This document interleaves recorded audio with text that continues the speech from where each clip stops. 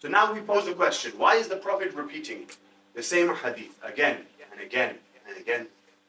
Why? Because the people that were listening, they didn't get it.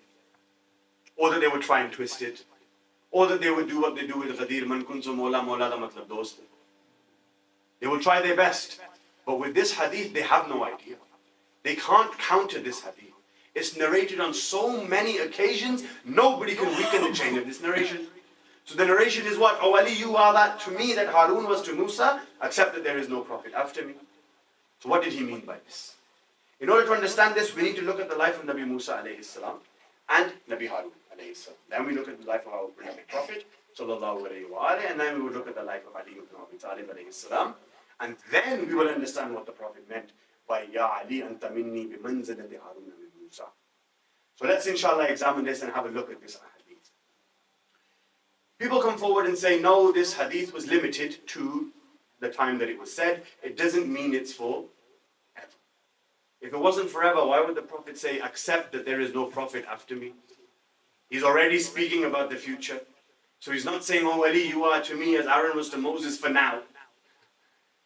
But if I die, then your manzilat has finished. He said, accept that there is no prophet after me. That after me part is our first evidence. As to what? That the Prophet is speaking about events that will occur after he leaves this world. Now let's look at Nabi Harun and let's look at Nabi Musa alayhi salam. What were the similarities? There are hundreds of similarities between Amir al-Mu'mineen and Nabi Harun alayhi salam. I'm currently writing a book which is titled Mohammed's Harun. And in there I am gathering all the evidences from the lives of these four individuals and showing the correlation between the four to the extent that it looks like these two that were present at the time of the Prophet were also living at that time as well. That's how many similarities there were. So when the Prophet gave this similitude between Harun and Musa, it wasn't just for Khilafat, it was almost everything between the two brothers. From the love that they had for each other all the way until successorship. This came down in the Quran in Surah Taha, where Allah subhanahu wa ta'ala said, O Musa, now is the time for you to go back to Fir'aun and tell him that you are a Nabi of Allah subhanahu wa ta'ala, and tell him that he is not God, and overthrow his kingdom and demolish it. Now that Nabi Musa was given this hukam, what did he say? Surah Taha chapter 20, moving forward onto verses 25 onwards, what does he say? He raises his hands. We've all heard the dua, Rabbi shrah li sadri, wa yassir li amri, wahlul 'uqdatam min lisani yafqahu qawli, Haruna akhi.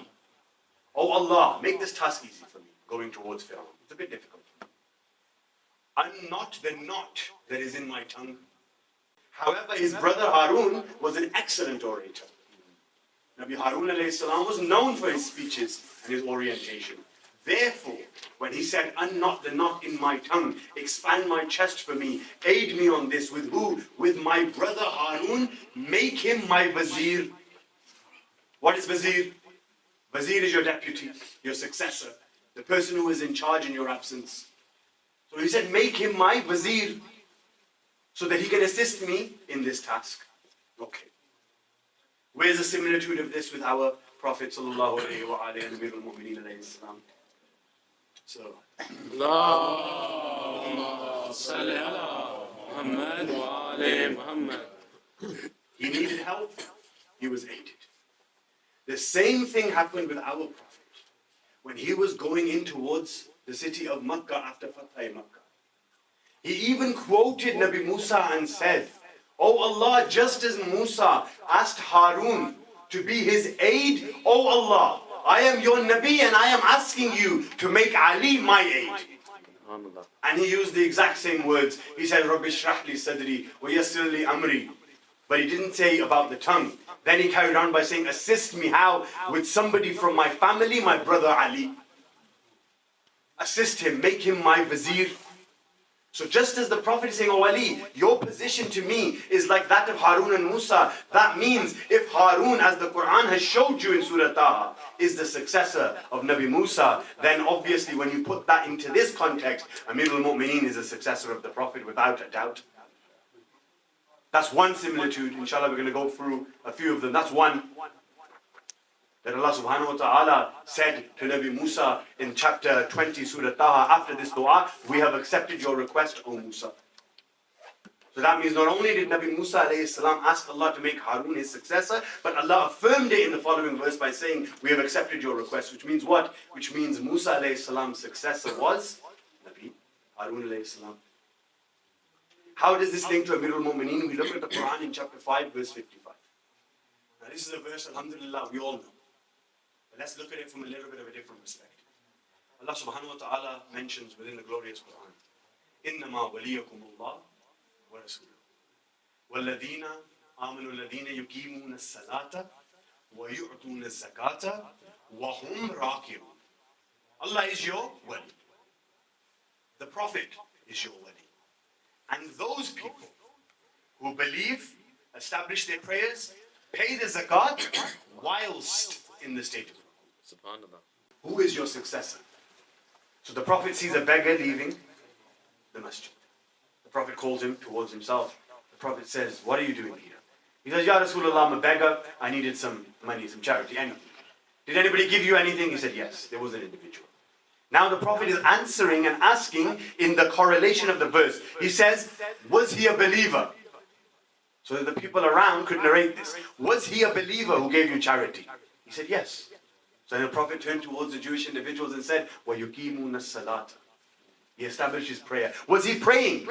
He said, yes, he was praying. Then the Prophet asked him, what state was he in when he gave you his charity? The person said, he was in the state of ruku, Ya Rasulullah. The Prophet said, what did he give you? He said, he gave me zakat. What was it? It was a ring on his finger. The Prophet said, who was he? Then he pointed towards Ali ibn Abi Talib inside the masjid. At the moment he pointed towards Ali ibn Abi Talib, the Prophet turned towards those three Jewish individuals and he said, oh Jewish people, you asked me that Nabi Musa elected Harun as his successor during his lifetime. You are asking me, who do I elect as my successor during my lifetime? Well, the verse of Allah subhanahu wa ta'ala has come down. The conditions are set. Who is going to meet it? وَيُقِيمُونَ الصَّلَاةَ وَيُؤْتُونَ الزَّكَاةَ وَهُمْ رَاكِعُونَ. It is none other than Ali ibn Abi Talib. Nara Hadari. So once he gave this ring, this was the similitude that the Prophet gave. He said, the way that Harun and Musa were elected, this person right here, this is my successor. Then he said again at this incident, Ya Ali anta minni bi manzilati Harun min Musa.